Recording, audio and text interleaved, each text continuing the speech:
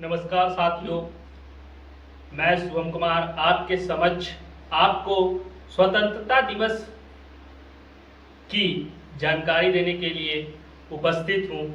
आपका अधिकार, आपका स्वतंत्रता के बारे में मैं यहाँ बताने के लिए आपको उपस्थित हूँ।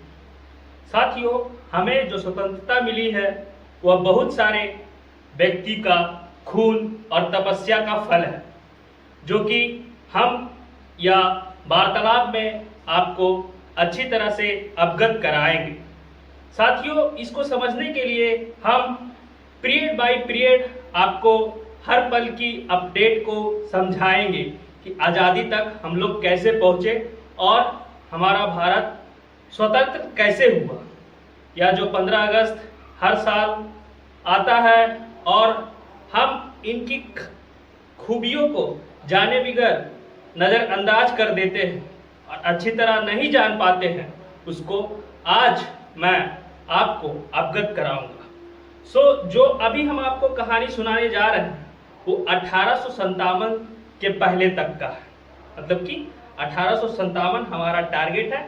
ऐसे ऐसे करके हम लोग टारगेट लेंगे और उसके बैकयार्ड में जितने भी कहानी हैं उसको हम समझेंगे, जो हमें मदद करेगा पूरी कहानी को समझने के लिए। और ये कहानी समझकर आप अपने स्कूल, कॉलेज या यूनिवर्सिटी में टॉक भी दे सकते हैं। एक बार अगर आप टॉपिक समझ गए तो उसके बारे में विश्लेषण करना बहुत ही इजी हो जाता है। टारगेट हम लोग सेट करते हैं 1857 कि 1857 से पहले क्या क्या हुआ। तो इंडिया एक व्यापार करने का सुलभ जगह था, जो ईस्ट इंडिया कंपनी ने इसे पहचाना और आकर यहाँ व्यापार करना शुरू किया। जब उन लोग ने व्यापार करना यहाँ पे शुरू किया तो उन लोग यह भी देखा कि यहाँ पे जो सरकार है या जो भी शासन कर रहा उसका पकड़ अपने जनता से बहुत कम है और वह बहुत कमज़ोर है। इसका फायदा लेते हुए ईस्ट इंडिया कंपनी व्यापार ही नहीं बल्कि अपना सरकार भी बनाना यहाँ सोचा। जब वह यहाँ पे सरकार बनाने की उत्सुकता को व्यक्त किया और बनाने की अग्रसर से आगे बढ़ा, तब उन्होंने भारत के बहुत सारे क्षेत्र में अपना कब्जा बहुत जल्दी ही काबू कर लिया। 50% काबू करना उनके लिए बहुत ही इजी बात थी, लेकिन अगले 50% जो उनकी टारगेट थी उसे अचीव करने के लिए उसे बहुत ही मेहनत करनी पड़ी। और जो शासन कर रहा था वह भी वहाँ मजबूत थे और वह अपने व्यक्ति के साथ पकड़ अच्छी बनाए हुए थे। सरकार ने यह सोचा कि ये सब जगहों को भी वो अपने क्षेत्र में एकत्रित करना चाहे, लेकिन यह करना बहुत ही मुश्किल हो रहा था। तो उन्होंने कुछ कुछ रूल लाए जिससे वो एरिया उसे काबू कर सके, जैसे कि डॉक्ट्रिन ऑफ लैप्स या रूल लाए। यह रूल को हम आपको विश्लेषण रूप से बताते हैं कि यह रूल क्या है। अगर जैसे कि कोई जगह राजा राज्य कर रहा है और उसका कोई भी पुत्र या वंशज नहीं है, अगर वो मर जाता है तो उसका जो भी राज्य है वो ब्रिटिश कहता था कि वो मेरा हो जाएगा। उससे पहले क्या होता था कि कोई भी गोद लेता था वो उस पे राज्य करता था, लेकिन ब्रिटिशर्स ने डॉक्ट्रिन ऑफ लैप्स को न्यू रूल लाकर यह बताया कि नहीं, जो भी एरिया होगा वो मेरा हो जाएगा।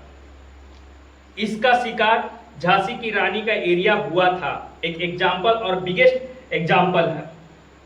जब यहाँ ईस्ट इंडिया कंपनी राज कर रहा था तो बहुत सारे चेंजेस लाए, जो कि एक आम नागरिक को लाने में बहुत ही मेहनत करना पड़ता। जैसे कि विडो रीमैरिज एक्ट, अगर किसी का पति मर जाता था तो सती प्रथा के अनुसार वह वाइफ को भी उसके लहाज के साथ तब्दील होना पड़ता था। जो कि एक बहुत ही मानवता के दौर से देखा जाए तो बहुत ही बड़ी बात हो जाती है, और इसे बदलने के लिए भारत सरकार को बहुत ही मेहनत करना पड़ता, फिर भी वो हासिल नहीं कर पाती, जो कि इन्फोर्समेंट के तहत ईस्ट इंडिया कंपनी ने इसे लागू कर दिया। देश की भावना थी, उसके साथ भी खेला गया, उसी लिए 1857 रिवॉल्ट हमें देखने को मिला। अगर हम देखें तो लोगों में, ये गांव में, कस्बों में और शहरों में ये माना जाता था कि अगर आप 7 समुंदर पार कर गए तो आप अपने धर्म को भ्रष्ट कर रहे हैं। फिर भी जो इंडियन सिपाही थे, जो ब्रिटिशर ईस्ट इंडिया कंपनी के अंदर काम करते थे, उन्हें जबरदस्ती भेजा गया। यह भी एक प्रकार की घृणा भावना ईस्ट इंडिया कंपनी के विरुद्ध प्रकट करता है इंडियन सिपाही को, जो एक निगेटिव पॉइंट था ईस्ट इंडिया कंपनी को। लेकिन ये सब तक ठीक था, लेकिन एक जो बड़ी बात आई, जो मेन रीजन कहा जाता है 1857 का रिवोल्ट का है, वो है कैटरेज पे बात। तो एक ब्रिटिश आधुनिक गन इस्तेमाल करता था, जिसके तहत वह बहुत सारे राज्यों को कब्जा कर चुका था। लेकिन हमारे पूर्वज, हमारे राजाओं लोग तलवार से युद्ध जीतने का प्रयास करते थे, जो कि उसमें वो असमर्थ हमेशा रहे हैं। लेकिन बहुत सारे वीरताओं का कहानी है जो कि तलवार से ही जीता गया है। तो जो ब्रिटिशर्स के पास बंदूक था उसका नाम था कोयटा बंदूक था। उसमें बारूद, गन पाउडर, इन्हें फिक्स रेशियो डाला जाता था, जिससे वह फायर करता था। लेकिन क्या होता था कि कभी कभी फिक्स रेशियो में डाल नहीं पाते थे, जिससे वो फायर नहीं कर पाता था। तो lot of miss happenings occurs. तो इसका सॉल्यूशन क्या निकल के आया कि पहले से हम लोग नाप तौल लें कितना फिक्स रेशियो में हमें गन पाउडर की जरूरत है, जिससे कि मिस हैपनिंग्स ना हो। तो उन्होंने फिक्स रेशियो में पहले से गन पाउडर को बांधना शुरू किया कागज के पेपर में। लेकिन बाद में जब बारिश, मौसम बदलता था तो कागज के पेपर फट जाते थे। तो उन्होंने यह निष्कर्ष लेके आया कि वह सुअर के खाल और गाय के खाल के अंदर गन पाउडर को फिक्स रेशियो में भरेंगे, जो कि इंडियन सिपाही को पता चल गया। और इससे यह प्रतीत होता है कि ईस्ट इंडिया कंपनी उसके धर्म को भ्रष्ट करने की प्रतिक्रिया कर रहे थे, जिससे वह खुश नहीं थे। और इसकी उत्सुकता जब प्रदान हुआ, जब मंगल पांडे, वो इंडियन सिपाही थे जो ईस्ट इंडिया कंपनी के अंदर काम करते थे, उन्होंने ब्रिटिश के ऑफिसर पे हमला किया और गोली से मारने का प्रयास किया, जिससे उन्हें फांसी की सजा सुनाई गई।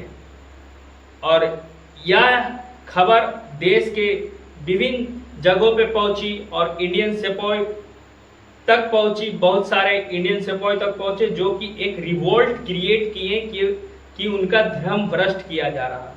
दिल्ली में बहुत बड़ा रिवोल्ट हुआ, लखनऊ में बहुत बड़ा रिवोल्ट हुआ, और बहादुर शाह जफर को ईस्ट इंडिया कंपनी के विरुद्ध खड़ा किया गया। और यह बताया गया कि वो एक नए हिंदुस्तान की ख्वाब रखते हैं। लेकिन ईस्ट इंडिया कंपनी 2000 सैनिक विदेशों से लाकर फिर से इंडिया पे काबू किए, और ब्रिटिश इंडिया कंपनी फिर से दिल्ली पे राज करना शुरू कर दिया। और वहाँ से जब ब्रिटिश से 2000 सैनिक आए आधुनिक यंत्र के साथ, तब जो रिवॉल्ट हो रहा था उसको कंट्रोल कर लिए और 1857 में के रिवॉल्ट से काबू पा गए।